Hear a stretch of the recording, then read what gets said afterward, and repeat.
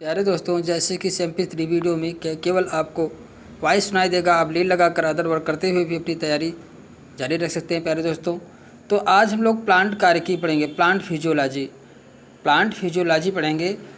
Plant physiology से हिंदी में कहते हैं पादप कार्यकी। तो वनस्पति विज्ञान की वह शाखा प्यारे दोस्तों जिसमें पौधों के विभिन्न जैविक क्रियाएँ, वाइटल एक्टिविटी, जो बाहरी एक्टिविटी होती है, जैविक क्रियाओं, वाइटल एक्टिविटी का अध्ययन किया जाता है। पादप शरीर क्रिया विज्ञान कहलाता है प्यारो। पादप शरीर क्रिया विज्ञान कहलाता, पादप कार्यकी कहलाता है प्यारे दोस्तों। जैविक क्रियाओं, जितने भी जैविक क्रियाएं हैं, जैसे पौधों में जल अवशोषण, प्रकाश संश्लेषण, विसरण, वाष्पोत्सर्जन, तो जितने भी जैविक क्रियाएं हैं, जितने भी उसमें प्रक्रियाएं होती हैं, उन सबको रसारोहण, वाष्पोत्सर्जन, कितने तत्व पाए जाते हैं, प्रकाश संश्लेषण, विलय का स्थानांतरण, जो वहाँ पे भोज्य पदार्थ बनते हैं उनका स्थानांतरण कैसे होता है, और जो जड़ें अवशोषित करती हैं जल खनिज लवण को, इसको कैसे स्थानांतरण होता है, नाइट्रोजन चक्र, ये सभी जो प्लांट फिजियोलॉजी में आपको पढ़ाए जाते हैं प्यारे दोस्तों। प्लांट फिजियोलॉजी में जो भी अनेक जो है वीडियो इसमें रहेंगे प्यारे दोस्तों, जो कि अलग अलग टॉपिक पे रहेंगे, अलग अलग चीज़ों पे रहेंगे प्लांट फिजियोलॉजी से। तो आज हम सबसे पहले प्लांट फिजियोलॉजी में तो पादप कार्यकी में किसका अध्ययन करते हैं? जैविक क्रियाओं का। पौधों की जैविक वाइटल एक्टिविटी का अध्ययन किया जाता है। पादप शरीर क्रिया विज्ञान कहलाता है, पादप कार्यकी कहलाता है प्यारे दोस्तों। पौधों की कोशिकाओं में होने वाले सभी रासायनिक एवं भौतिक परिवर्तन जितने होते हैं, पौधों की कोशिकाओं में होने वाले सभी रासायनिक एवं भौतिक परिवर्तन तथा पादप कोशिकाओं एवं वातावरण के बीच सभी प्रकार का आदान प्रदान जैविक क्रियाएं होती हैं। ध्यान दीजिए, जैविक क्रियाएं क्या होती हैं प्यारे दोस्तों। अब हम लोग कह रहे हैं कि जैविक क्रियाओं का अध्ययन जो किया जाता है पादप शरीर क्रिया विज्ञान में किया जाता है। तो जैविक क्रियाएं क्या हैं? जैविक क्रियाएं जैसे कौन सी जैविक क्रियाएं हैं उसको समझ लें। पौधों की कोशिकाओं में होने वाले सभी पौधों की पादप की कोशिका में, प्लांट सेल में होने वाले सभी रासायनिक जितने भी केमिकल रिएक्शन हैं एंड भौतिक परिवर्तन, जो भौतिक परिवर्तन होते हैं, फिजिकल एक्टिविटी होती है पौधों में, पादप कोशिकाओं में और वातावरण के बीच, पादप कोशिका एवं वातावरण के बीच सभी प्रकार का आदान प्रदान जैविक क्रिया होती है। सभी प्रकार का आदान प्रदान जो होती हैं, कैसी क्रिया होती है? जैविक क्रिया होती हैं। कैसे होती हैं? जैविक क्रिया होती हैं। बात आती है कि पादप शरीर जैविक क्रियाओं को समझे आप लोग, जितने भी भौतिक रासायनिक क्रिया होती है पादप सेल के अंदर, हर वातावरण के बीच जिनका आदान प्रदान जो होता है, वही उनके क्या है वाइटल एक्टिविटी कहलाती हैं। सभी वाइटल एक्टिविटी क्या कहलाती है? रासायनिक क्रियाएं, भौतिक परिवर्तन, पादप कोशिका एवं वातावरण के बीच जितने भी सभी प्रकार का आदान प्रदान जो होता है वह क्या है? जैविक क्रिया कहलाती है प्यारे दोस्तों। आदान प्रदान में क्या आता है? आप देख लीजिए, जल को लेना, फिर जल को बाहर निकाल देना ट्रांसपायरेशन के द्वारा, फिर कार्बन डाइऑक्साइड को लेना, ऑक्सीजन को बाहर निकालना, सारी क्रियाएं वातावरण से के बीच भी आदान प्रदान हो रहा है और उनके अंदर कोशिका के अंदर भी हो रहा है, कोशिकाओं के मध्य हो रहा है। तो सारी क्रियाएं क्या है? जैविक क्रियाएं प्यारे दोस्तों। एक जीव जो प्रक्रिया करता है वो सारी क्रियाएं क्या है? जैविक प्रक्रियाएं हैं। स्टीफन हेल्स को पादप शरीर क्रिया विज्ञान का पिता कहा जाता है प्यारे दोस्तों। स्टीफन हेल्स को क्या है? स्टीफन हेल्स जो होते हैं पादप शरीर क्रिया विज्ञान के जनक हैं, फादर ऑफ प्लांट फिजियोलॉजी कौन है? स्टीफन हेल्स है प्यारे दोस्तों। पादप कोशिकाओं का जल संबंध, water relationship of plant cell. अगर हम पादप कोशिकाओं का जल से क्या संबंध है, water relationship of plant cell, तो हम लोग एक एक करके इसमें देखते हैं प्यारे दोस्तों। प्रत्येक पदार्थ, आप जानते हैं कि प्रत्येक पदार्थ को कोशिका में पहुंचने के लिए कोशिका झिल्ली से होकर गुजरना पड़ता है। ध्यान दीजिए, प्रत्येक पदार्थ को कोशिका में पहुंचने के लिए कोशिका झिल्ली से होकर गुजरना पड़ता है। कोशिका झिल्ली को वर्णात्मक, सिलेक्टिवली परमिएबल कहा जाता है। मतलब सेल मेम्ब्रेन जो होती है वह क्या होती है? सिलेक्टरी। कोशिका के बाहर सेल मेम्ब्रेन होती है, आप जानते हैं। अगर प्लांट सेल से बना हुआ है तो कोई भी पदार्थ हुआ अगर उससे पास होगा तो सेल मेम्ब्रेन को क्रॉस करेगा। क्या करें? सेलेक्टिवली परमिएबल मेम्ब्रेन जो होती है, कोशिका झिल्ली जो होती है, सेल मेम्ब्रेन जो होती है, उसको पार करना पड़ता है। जीवन के लिए यह वर्णनात्मक नितांत आवश्यक है। और पौधों के, चाहे पौधे ही नहीं, लिविंग थिंग्स आल जितने हैं प्यारे दोस्तों, सभी के जीवन के लिए सेलेक्टिवली, देखिए हम लोगों को तो इतना नहीं, लेकिन प्लांट में सेलेक्टिवली ज़्यादा है। जीवन के लिए यह वर्णनात्मक नितांत आवश्यक है। प्रत्येक कोशिका के जीव द्रव और वाह तरल के बीच, प्रत्येक कोशिका के जीव द्रव और वाह तरल के बीच एक परासरणी तंत्र स्थापित हो जाता है प्यारे दोस्तों। परासरणी ऑस्मोटिक सिस्टम स्थापित हो जाता है। इनके बीच एक वर्णात्मक झिल्ली, सिलेक्टिव पर मेम्ब्रेन होती है। कोशिकाओं के मध्य निम्न जलीय संबंध पाए जाते हैं प्यारे दोस्तों। कौन कौन से जलीय संबंध पाए जाते हैं उसकी चर्चा हम लोग करते हैं। अब आता है प्यारे दोस्तों पहला, देखिए क्या संबंध है, पहले दो संबंध हम बताएंगे, डिफ्यूजन, विसरण और परासरण। पहले हम बताएंगे विसरण और परासरण क्या है। विसरण क्या है, देखिए विसरण और परासरण में अंतर ही हम बताएंगे, लेकिन विसरण क्या है पहले हम इस चीज़ को समझ लें। गैस आप समझते ही हैं, द्रव जो तरल पदार्थ होता है, ठोस के अणुओं की उनके अधिक सांद्रता के क्षेत्र से इन सभी अणुओं की बात कर रहे हैं। गैस, द्रव, ठोस के अणुओं की उनके अधिक सांद्रता के क्षेत्र से कम सांद्रता की ओर होने वाली गति को विसरण कहते हैं। प्यारे दोस्तों, कम सांद्रता की ओर जो गति होती है उसे हम क्या कहते हैं, डिफ्यूजन कहते हैं। यह गति तब होती रहती है जब तक दोनों की सांद्रता अणुओं का विसरण समान नहीं हो जाता। प्यारे दोस्तों, आप एक अगर गैस की देखी जाए तो एक अगरबत्ती सुलगा दीजिए, पूरे घर में फैल जाएगी इसकी सुगंध। द्रव की भी एक कंडीशन है प्यारे दोस्तों, अगर इधर की द्रव की सांद्रता कम होगी उधर वो द्रव का मूवमेंट होगा। तो इस प्रकार से प्यारे दोस्तों ठोस का भी इसी प्रकार से विसरण होता है, मतलब अधिक सांद्रता से कम सांद्रता की ओर क्या है, जब कोई कण जाते हैं, चाहे ठोस का हो, द्रव का हो, ठोस का हो, गैस का हो, तो अधिक सांद्रता से कम सांद्रता की ओर गति हो रहा है तो उसे हम क्या कहते हैं, विसरण कहते हैं। यह तब तक होता रहता है जब तक दोनों की सांद्रता अणुओं की वितरण समान नहीं हो जाता है। प्यारे दोस्तों, किसी पदार्थ के विसरण दाब को आंशिक दाब, पैरिएटल प्रेशर कहते हैं। किसी दाब के विसरण दाब को आंशिक दाब, पैरिएटल प्रेशर कहते हैं।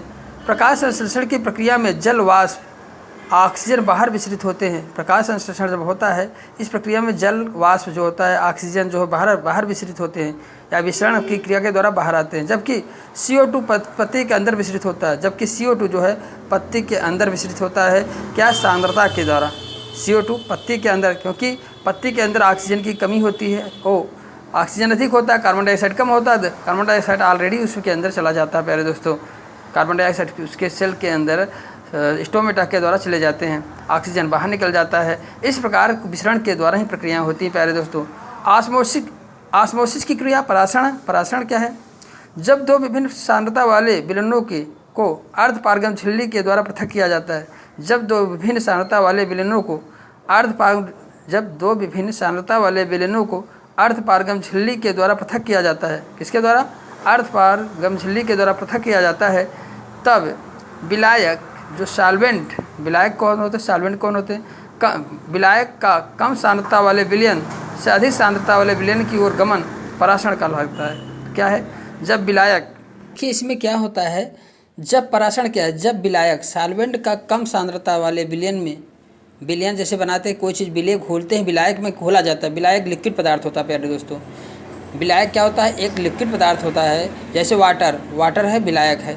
वाटर में कोई हम विलय को घोलते हैं तो विलायक का कम सांद्रता वाले विलयन से, मतलब जब विलायक में हम कोई विलय मिलाते हैं तो विलयन बनता है। तो जब विलयन क्या होता है, विलायक का कम सांद्रता वाले विलयन से अधिक सांद्रता वाले विलयन की ओर गमन, जो ना जल पदार्थ का कम सांद्रता वाले विलयन से अधिक सांद्रता वाले विलयन, अधिक सांद्रता वाले विलयन की ओर गमन करता है। तो देखिए, जब विलायक का कम सांद्रता वाले विलयन से अधिक सांद्रता वाले विलयन की ओर गमन करता है तो उसे हम परासरण, ऑस्मोसिस कहते हैं। प्यारे दोस्तों, मतलब जैसे जल है, जल चीनी का घोल है और एक पूरा जल है, ठीक है, एक जल है। तो जैसे एक यू की नली होती है, उसमें आधे भाग में जो है 10% शुगर सोल्यूशन घुला हुआ है और बीच में जो है सेमी परमिएबल मेम्ब्रेन लगी हुई है और आधे भाग में वाटर को भर दिया गया। तो वाटर का जो कंसंट्रेशन है, जो वाटर जो है विलायक वाटर क्या पूर्ण से विलायक है, तो इसकी सांद्रता क्या हुई, अधिक है। तो जब देखिए क्या करा, विलयन से अधिक सांद्रता वाले विलयन की ओर गमन करता है। कम सांद्रता वाले विलयन से अधिक सांद्रता वाले विलयन की ओर जब विलायक का मूवमेंट होता है, कम सांद्रता वाले विलयन से अधिक सांद्रता वाले विलयन की ओर, मतलब जहाँ पे शुगर है वहाँ पे सांद्रता क्या है, अधिक है, मतलब सांद्रता अधिक है। तो क्या है, विलायक का कम सांद्रता वाले विलयन से अधिक सांद्रता वाले विलयन की ओर गमन ही क्या कहलाता है, परासरण कहलाता है। प्यारे दोस्तों, इसको क्या कहते हैं, परासरण कहते हैं। समझ में आया कि क्या है, जब विलायक सॉल्वेंट कम सांद्रता वाले विलयन से, जैसे कम सांद्रता वाले विलयन से मतलब कम सांद्रता का विलयन कौन सा है? आपका जल। अधिक सांद्रता वाले विलयन की ओर जो 10% आपका मिलाया गया उसमें शुगर, तो जो बीच में अर्धपारगम झिल्ली सेमी परमिएबल मेम्ब्रेन है, अर्धपारगम झिल्ली है, उससे क्रॉस करके वाटर जो है कहाँ पहुँच जाता है? जो 10% वाले सोल्यूशन में पहुँच जाता है। तो वही प्रक्रिया क्या कहलाती है? परासरण ऑस्मोसिस कहलाता है प्यारे दोस्तों। गमन या परासरण का ऑस्मोसिस कहलाता है, परासरण कहलाता है प्यारे दोस्तों। परासरण के अंतर्गत जब कोशिका में जल प्रवेश करता है तो इसे अंतः परासरण कहते हैं। परासरण के अंतर्गत जब कोशिका में जल प्रवेश करता है तो इसे अंतः परासरण कहते हैं। परासरण के अंतर्गत जब कोशिका में जल प्रवेश करता है तो इसे अंतः परासरण एंडो ऑस्मोसिस कहते हैं प्यारे दोस्तों। और जब जल कोशिका के बाहर की ओर गमन करता है इसे वाह परासरण एक्सो ऑस्मोसिस कहते हैं। जब कोशिका के अंदर जल जाएगा अंतः परासरण, और कोशिका के जब बाहर जल आता है तो इसे एक्सो परासरण कहते हैं प्यारे दोस्तों। जब कोशिका के बाहर की ओर जल जो है कोशिका के बाहर गमन करता है तो वाह परासरण, जब जल कोशिका के अंदर गमन करता है तो प्रवेश करता है तो एंडो ऑस्मोसिस कहलाता है प्यारे दोस्तों। विसरण और परासरण में अंतर, difference between diffusion and osmosis. प्यारे दोस्तों, विसरण और परासरण में अंतर जब हम लोग देखते हैं तो विसरण की सबसे पहले बात करते हैं। विसरण की परिभाषा हम लोगों ने देखा, इस क्रिया में ठोस द्रव अथवा गैस के अणुओं में चालन होता है, मतलब गमन होता है। ठीक है, ठोस द्रव गैस के अणुओं में गमन होता है। लेकिन परासरण में क्या होता है प्यारे दोस्तों? इस क्रिया में केवल विलायक सॉल्वेंट जो लिक्विड मटेरियल होता है विलायक के अणुओं में ही चालन होता है प्यारे दोस्तों। ध्यान दीजिए, इस क्रिया में केवल विलायक सॉल्वेंट अणुओं में ही चालन होता है परासरण में प्यारे दोस्तों। तो इस क्रिया में परासरण में केवल विलायक अणुओं में ही चालन होता है। अब दूसरा पॉइंट पे हम लोग आते हैं विसरण में। यह क्रिया किसी भी माध्यम ठोस द्रव गैस में हो सकती है। किसी भी माध्यम हो सकता है प्यारे दोस्तों। यह क्रिया किसी भी माध्यम ठोस द्रव गैस में हो सकती है। यह क्रिया केवल द्रव माध्यम में होता है प्यारे दोस्तों। परासरण केवल द्रव माध्यम में होगा प्यारे दोस्तों। इस क्रिया के लिए किसी झिल्ली की आवश्यकता नहीं होती। ध्यान दीजिए, विसरण के लिए किसी झिल्ली की आवश्यकता नहीं होती प्यारे दोस्तों। इस क्रिया के लिए किसी झिल्ली की आवश्यकता नहीं होती और देखिए, परासरण में केवल द्रव माध्यम की आवश्यकता, केवल द्रव होना रहता है। और विसरण में क्या होता है? विसरण में इस क्रिया के लिए किसी झिल्ली की आवश्यकता नहीं होती। विसरण के लिए किसी झिल्ली की आवश्यकता नहीं होती। इस क्रिया में परासरण में क्या होता है? इस क्रिया में अर्धपारगम सेमी परमिएबल अथवा विभेदी सेमी परमिएबल अथवा विभेदी पारगम झिल्ली का होना आवश्यक होता है प्यारे दोस्तों। अर्धपारगम झिल्ली या विभेदी पारगम झिल्ली का होना आवश्यक होता है परासरण दाव के लिए। सेमी परमिएबल मेम्ब्रेन का होना आवश्यक होता है जो हमारी सेल मेम्ब्रेन बनाती है प्यारे दोस्तों। सेल मेम्ब्रेन पे इस प्रकार की मेम्ब्रेन पाई जाती है। अब अगले पॉइंट की बात करते हैं। विसरण क्रिया से अधिक विसरण दाव से कम, देखिए विसरण क्रिया से अधिक विसरण दाव से कम विसरण दाव की ओर होता है। कि विसरण क्रिया से अधिक विसरण दाव से कम विसरण दाव की ओर होता है। देखिए, विसरण क्रिया के अधिक विसरण दाव से कम विसरण दाव की ओर होता है। देखिए प्यारे दोस्तों, विसरण क्रिया में एक बार फिर समझिए। विसरण क्रिया देख क्या होता है? विसरण क्रिया में क्या होता है? अधिक विसरण दाव से, विसरण क्रिया में क्या होता है?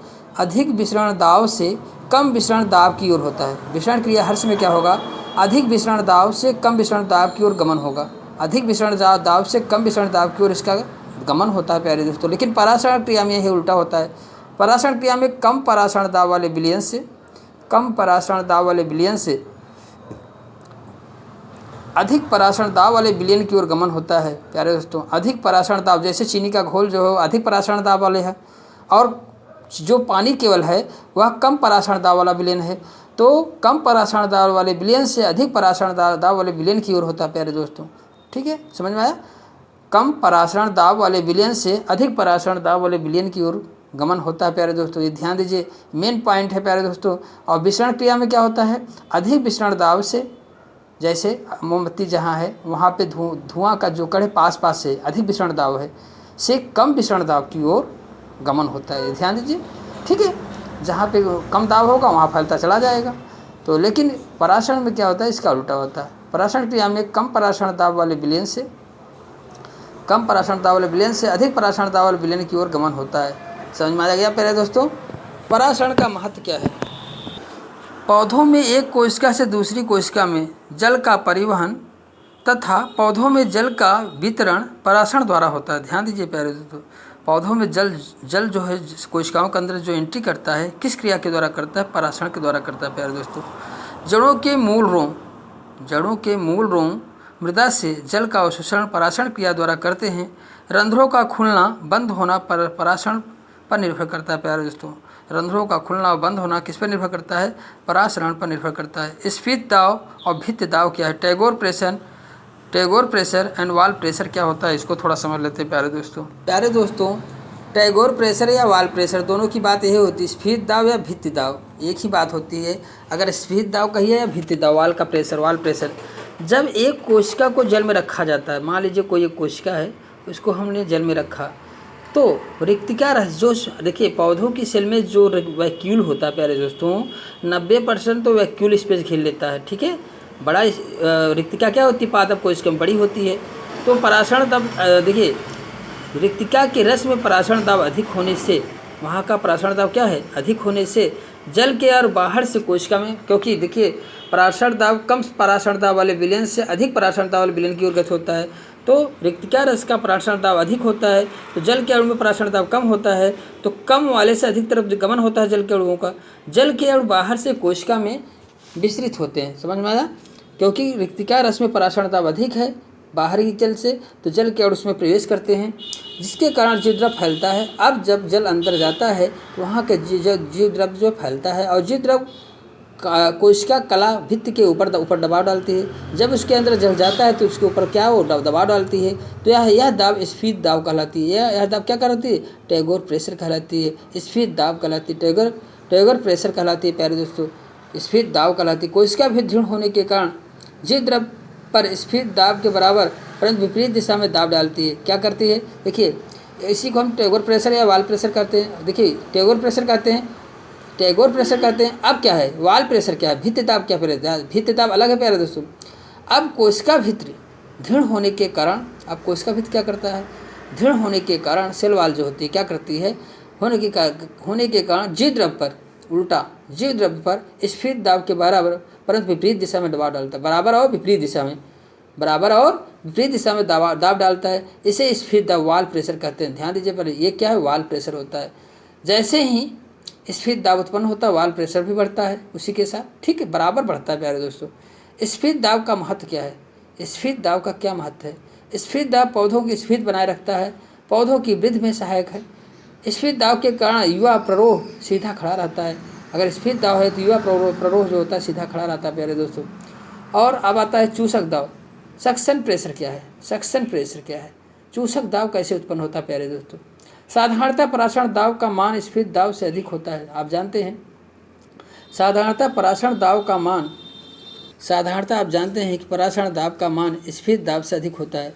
पराशरण दाब और स्फीत दाब के अंतर को चूसक दाब कहते हैं। पराशरण दाब और चूसक दाब, सक्किन प्रेशर, और पराशरण दाब और स्फीत दाब के अंतर को चूसक दाब कहते हैं। स्फीत दाब जो वाल पे जो उनकी वाल पर स्फीत, देखिए स्फीत दाब क्या है? टैगोर प्रेशर क्या है? पत्तियों में टैगोर प्रेशर क्या है? स्फीत दाब का महत्व। अब जो साधारण देखिए क्या होता है? पराशरण दाब का मान स्फीत दाब से अधिक होता है। पराशरण दाब का मान हर समय स्फीत दाब से क्या होता है? अधिक होता है। पराशरण दाब तथा स्फीत दाब के अंतर को चूसक दाब, सेकेंड प्रेशर कहते हैं प्यारे दोस्तों। चूसक दाब बराबर क्या होता है? पराशरण दाब माइनस स्फीत दाब, क्योंकि पराशरण दाब हर समय स्फीत दाब से अधिक होता है। तो SP equal to sucking pressure equal to OP osmotic pressure minus स्फीत दाब टैगोर प्रेशर प्यारे दोस्तों। ये फार्मूला बनता है। Sucking pressure SP equal to osmotic pressure OP minus turgor pressure प्यारे दोस्तों। ये फार्मूला बन जाता है प्यारे दोस्तों। देखिए प्यारे दोस्तों, चूसक दाब ही क्या विसरण दाब न्यूनता कहलाता है। विसरण दाब न्यूनता डिफ्यूजन प्रेशर डिफिसिट जो होती है डीपीडी, यह भी विसरण दाब न्यूनता सकिंग प्रेशर ही कहलाता है। क्या कहलाता है प्यारे दोस्तों? एसपी कहलाता है। सकिंग प्रेशर ही डीपीडी जो होता है, डिफ्यूजन प्रेशर डिफिसिट जो होता है, यह एक सकिंग प्रेशर ही है। उसी को दूसरा नाम आता है विसरण दाब न्यूनता। अगर हम विसरण दाब न्यूनता को देखें प्यारे दोस्तों, तो विलायक और विलयन के विसरण दाब में अंतर विसरण दाब न्यूनता कहलाता है। विलायक और विलयन के विसरण दाब न्यूनता कहलाता है। विलायक और विलयन के विसरण दाब में अंतर, विलायक और विलयन के विसरण दाब में अंतर विसरण दाब न्यूनता कहलाता है। विसरण दाब न्यूनता डीपीडी परासरण की दिशा को निर्धारित करती है। परासरण की दिशा को, सकिंग प्रेशर जो है वही है, परासरण की दिशा को निर्धारित करती है। यह कोशिका के जल अवशोषण शक्ति है। कोशिका में जल अवशोषण की शक्ति क्या है? डीपीडी कहलाता है। विसरण प्रेशर डिफिसिट का कोशिका में जल के अवशोषण की क्या शक्ति है? वह डीपीडी कहलाता है। प्यारे दोस्तों, देखिए प्यारे दोस्तों, जो वॉल पेपर होता है, जो सेल वॉल के ऊपर जो प्रेशर है और टैगोर प्रेशर बराबर होते हैं, आप जानते हो। तो एसपी जो सकिंग प्रेशर होता है डीपीडी बराबर ओपी माइनस डब्ल्यूपी है। ठीक, वॉल प्रेशर का दाव जो है, वॉल प्रेशर का दाव डब्ल्यूपी है या टीपी है। ठीक है, वॉल प्रेशर देखिए OP minus WP wall pressure का दाव और ओपी माइनस, तो हम डीपीडी एसपी बराबर ओपी माइनस टीपी भी कर सकते हैं। डब्ल्यूपी बराबर होता है वॉल प्रेशर और टीपी टैगोर प्रेशर जो है दोनों बराबर होते हैं। ध्यान दीजिएगा, कहीं भी आता है वॉल प्रेशर टैगोर प्रेशर दोनों क्या होते हैं? बराबर होता है।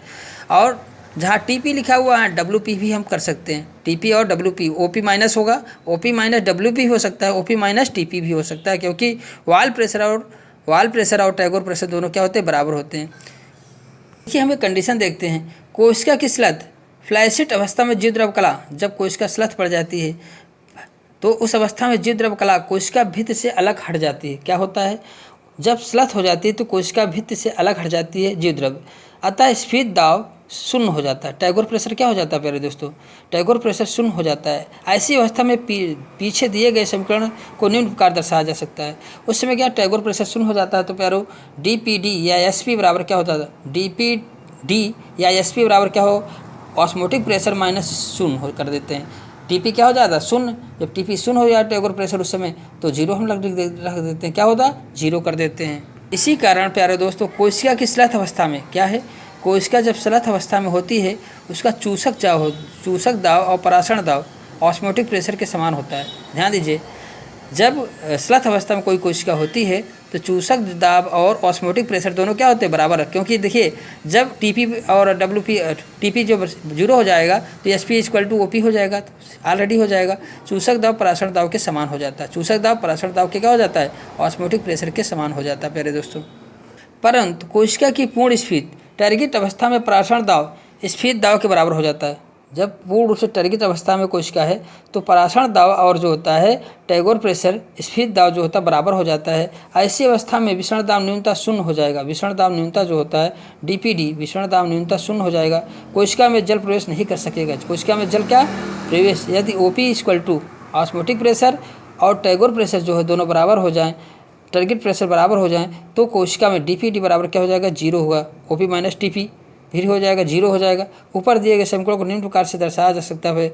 एसपी इक्वल टू जीरो हो जाएगा। यहाँ पे प्यारे दोस्तों दिए गए समीकरण से निम्न प्रकार दर्शाया जा सकता है। DPD SP equal to zero हो जाता है।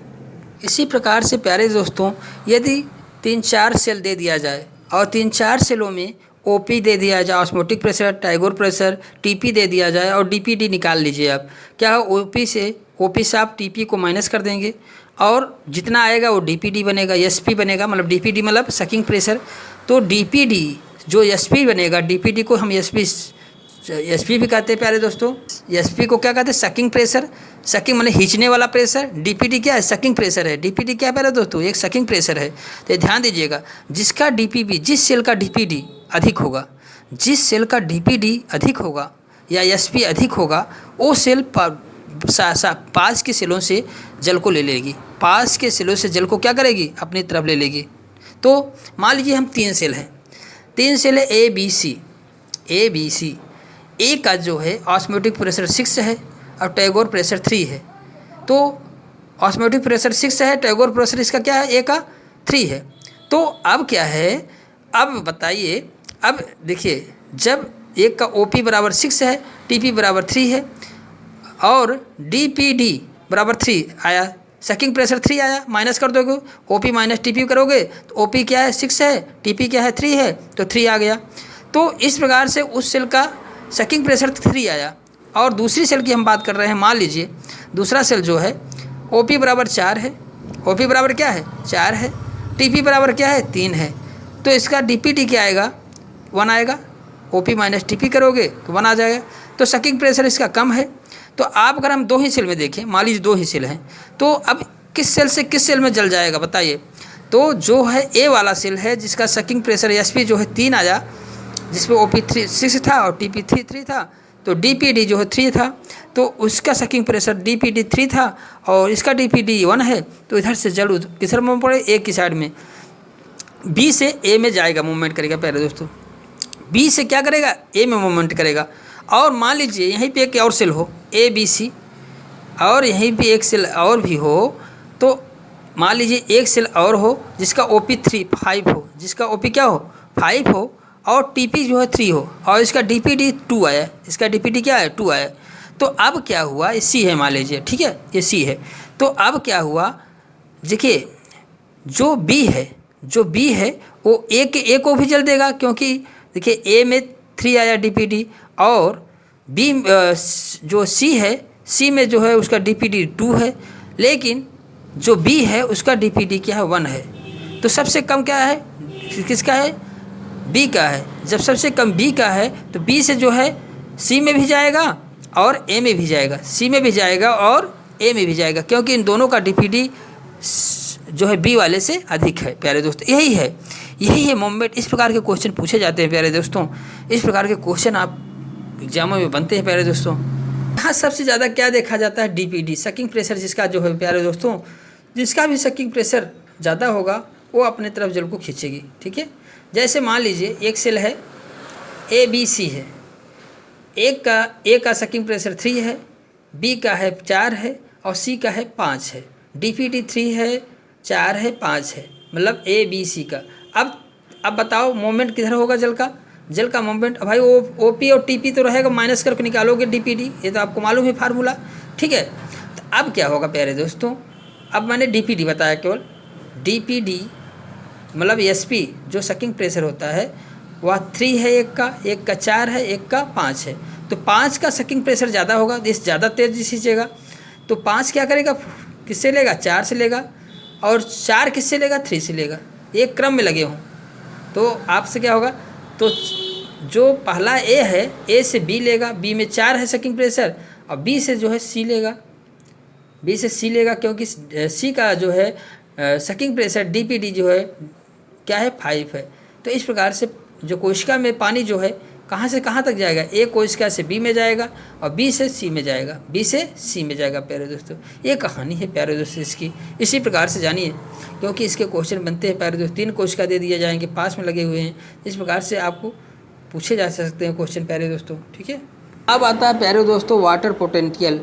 वाटर पोटेंशियल क्या चीज़ होता है, वाटर पोटेंशियल जल विभव क्या है। आधुनिक विचारधारा के अनुसार DPD को जल विभव जो साई S पराशर दाब को विलेय विभव, सॉलिड पोटेंशियल DPD को क्या कहते हैं, सकिंग S विभव का फार्मूला क्या है, देखिए प्यारे दोस्तों, DPD को जल विभव कहते हैं, जल विभव साई S कहते हैं, पराशरण दाब को विलेय विभव, सॉलिड पोटेंशियल पराशरण दाब को। देखिए आधुनिक विचारधारा के अनुसार DPD को जल विभव, पराशरण दाब को विलेय विभव, पराशरण दाब को क्या कहते हैं, विलेय विभव पोटेंशियल साई S कहते हैं। अर्थात पराशरण अथवा विलेय विभव अथवा को पोटेंशियल क्या कहते हैं, सॉलिड पोटेंशियल कहते हैं, अथवा पराशरण विभव को स्फीत दाब, पराशरण विभव स्फीत दाब, TP को दाब विभव, TP को क्या कहते हैं, दाब विभव। टैगोर प्रेशर को क्या कहते हैं, दाब विभव कहा जाता है। किसी विलायक तत्व का जल विभव, किसी विलायक तत्व का जल विभव उसी ताप व दाब पर तंत्र में जल के रासायनिक विभव और शुद्ध जल के रासायनिक विभव के अंतर के बराबर होता है। क्या कह रहा है, किसी विलायक तत्व का जल विभव उसी ताप और दाब पर तंत्र में जल के रासायनिक विभव और शुद्ध जल के रासायनिक विभव के अंतर के बराबर।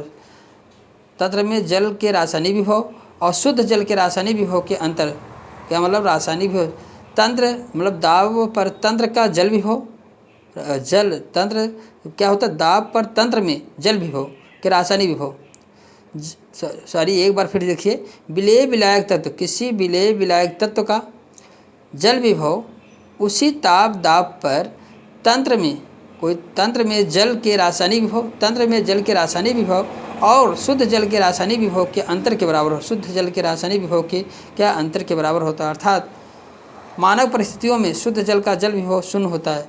मानक परिस्थितियों में क्या शुद्ध जल का जल विभव क्या होता है, शुद्ध जल का जल विभव जो होता है क्या होता है, शून्य होता है। देखिए एक बार देखिए इसको, विलेय विलायक तत्व का जल विभव और उसी ताप दाब पर तंत्र में जल के रासायनिक विभव दोनों की, क्या विलायक या विलेय जो है उसका जल विभव और उसी ताप दाब पर तंत्र में उपस्थित रासायनिक विभव शुद्ध जल के रासायनिक विभव के अंतर के बराबर होता है। शुद्ध जल के रासायनिक विभव के अंतर के बराबर होता है, अर्थात मानक परिस्थितियों में शुद्ध जल का जल विभव हर्ष में शून्य होता है। शुद्ध जल का जल विभव हर्ष में क्या होता है, शून्य होता है। साई डब्ल्यू इक्वल टू क्या होता है, साई मतलब वाटर का पोटेंशियल अगर कहा जाए, वाटर का पोटेंशियल कहा जाए तो साई डब्ल्यू इक्वल टू क्या होता है, शून्य बराबर हो जाता है psi S plus psi P plus psi M.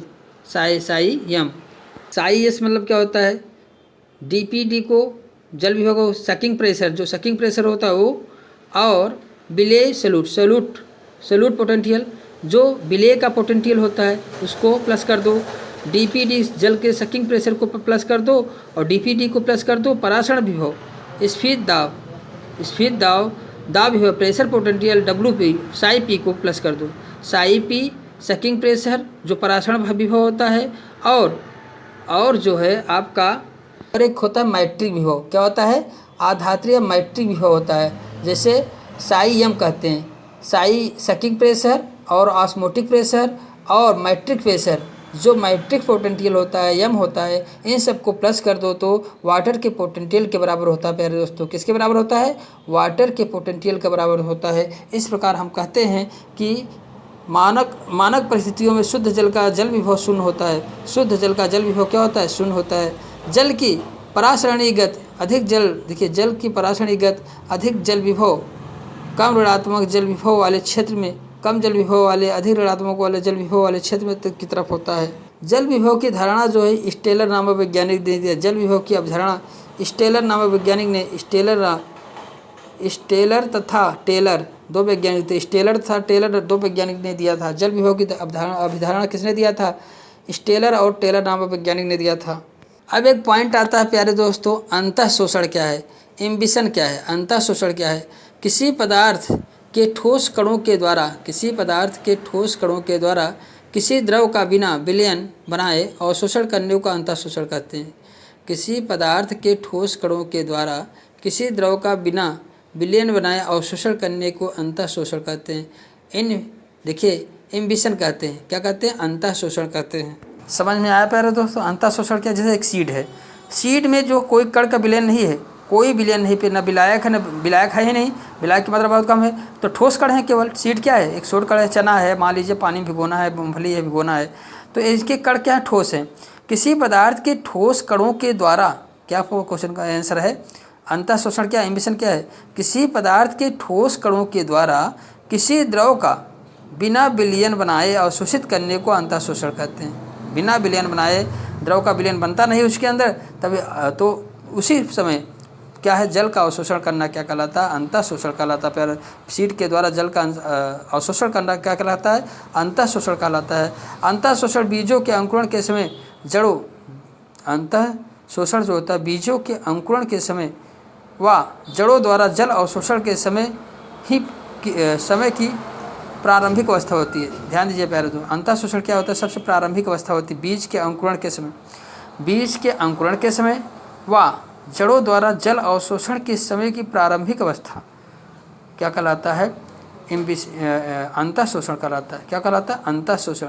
ठोस पदार्थ के रूप में जैसे है, उसमें कोई उसके अंदर लिक्विड पदार्थ नहीं है, तो क्या कहलाता है, अंतः शोषण, एम्बिशन कहलाता है। प्यारे दोस्तों बीज का अंकुरण होता है किसी पदार्थ के ठोस कणों के द्वारा, ये ध्यान दीजिए, इतना पॉइंट ध्यान दीजिएगा, किसी पदार्थ के ठोस कणों के द्वारा किसी द्रव का बिना विलयन बनाए अवशोषित करने को अंतः शोषण कहते हैं। अंतः शोषण बीजों के अंकुरण के समय और जड़ों के द्वारा जल अवशोषण के समय प्रारंभिक अवस्था होती है। इस प्रारंभिक अवस्था में ही अंतः शोषण की क्रिया पाई जाती है। प्यारे दोस्तों ठोस कणों में सेलुलोज होगा, ग्लूकोज होगा, सारी चीज़ें हैं, ये पानी को अवशोषित करते हैं। पहले स्टार्टिंग में यही अवशोषित करते हैं।